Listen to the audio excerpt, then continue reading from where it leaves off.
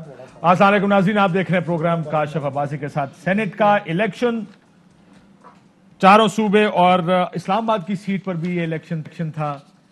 अगर कहा जाए कि तारीख का शायद सेनेट का सबसे बड़ा अपसेट ये है तो गलत नहीं होगा। और उसकी वजह ये नहीं कि हुकूमत एक सीट हार गई।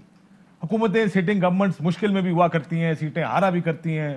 खैबर पख्तूनख्वा से पिछले इलेक्शंस में तहरीक इंसाफ हारी, इस वजह से कि इतना कुछ इस सियासत का दारोमदार इस इलेक्शन पर था।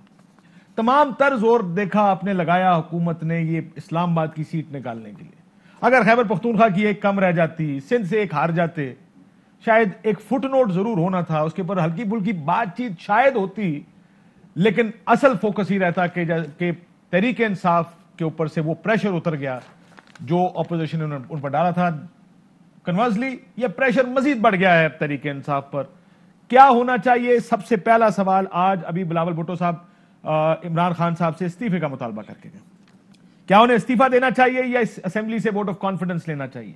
और उसकी वजह यह है कि अगर तो सिर्फ हफीज शेख साहब का इलेक्शन होता तो इस्तीफे का मुतालबा भी बहुत ज्यादा जोरदार और मजबूत मुतालबा होता। लेकिन इस इस्लामाबाद की सीट पर दो इलेक्शन हुए, एक खवातीन की मखसूस नशिस्त पर जिसमें फौजिया अरशद साहिबा तहरीक इंसाफ 174 वोट उन्होंने लिए हैं।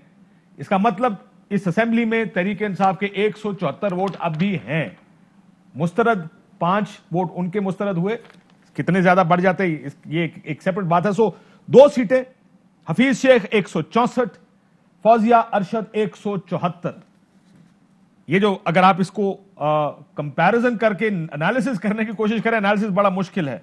क्या हफीज शेख साहब को रिजेक्ट किया इस ईवान के तहरीक इंसाफ के लोगों ने या इमरान खान साहब को? पहला सवाल। दूसरा, क्या जमीर जागे हैं या जमीर बिके हैं? दूसरा सवाल जिसके ऊपर बड़ी बहस हो रही है, क्या वोट खरीदे गए गिलानी साहब की तरफ से? वीडियोस कल आप सबने देख ली होंगी। गिलानी साहब के साहबजादे अलल ऐलान फरमा रहे हैं, हां जी मैं ही हूं, इमरान से बात हुई वगैरह वगैरह। और सबसे अहम तरीन चीज, क्या करना चाहिए वजीर आजम पाकिस्तान को? Should he take a vote of confidence? वैसे तो वोट ऑफ नो कॉन्फिडेंस की बात होती है, लेकिन इस नतीजे के बाद जिसमें हफीज शेख साहब 164 और अंडरडॉग गिलानी साहब जीत गए हैं, क्या प्राइम मिनिस्टर ऑफ पाकिस्तान को वोट ऑफ कॉन्फिडेंस लेना चाहिए? और अब अगला वजीर खजाना कौन होगा, यह भी बहस अब अगले चंद घंटों में शुरू हो जाएगी, क्योंकि हफीज शेख साहब को तो अब बैग बंद करके जाना पड़ेगा। Fly with PIA and save gold. Register now. Scan QR code and register yourself to get gold and loyalty benefits. Powered by ARY Sahulat Wallet.